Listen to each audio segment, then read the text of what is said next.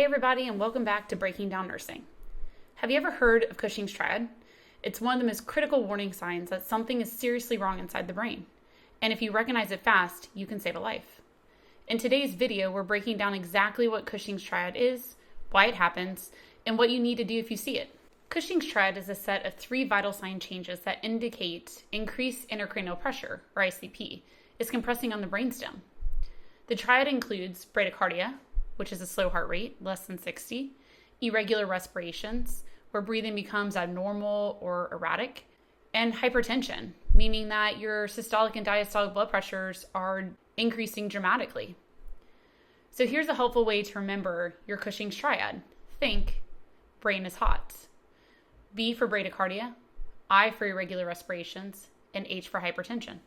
Okay, so why does it happen? What's the pathology behind Cushing's Triad, and why is it a medical emergency? As intracranial pressure rises from a brain injury, hemorrhage, tumor, swelling, the brain runs out of space inside the skull.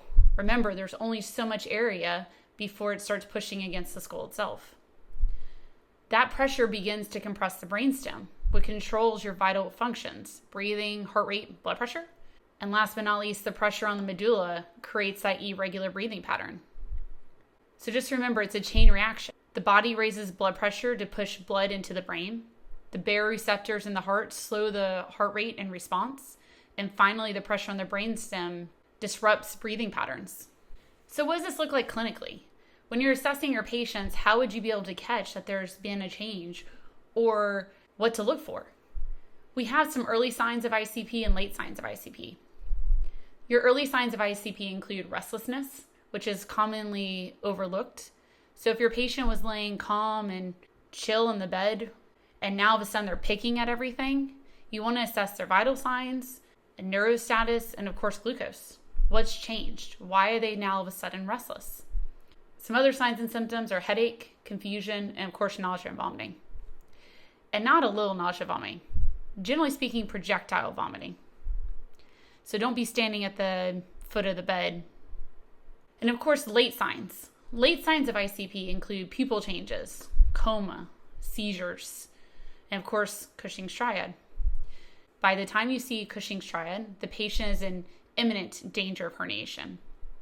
So if you recognize Cushing's Triad, treat it as a neurological emergency, because it is. Call for help. Your patient's going to need immediate medical intervention.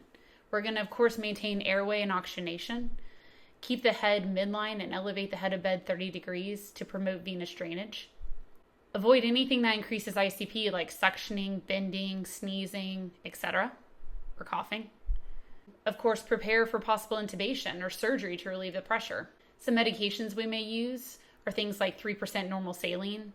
This generally is not used in an emergency. We use this before with elevated ICPs to try to bring down the pressure or the swelling in the brain. In a true emergency like Cushing's Triad, we may use something like mannitol. That is a quick pull of fluid to decrease cerebral edema. If you found this helpful, hit the like button and subscribe for more breaking down critical nursing and emergency concepts. And remember, knowing these signs can save a life. As always, thanks for watching.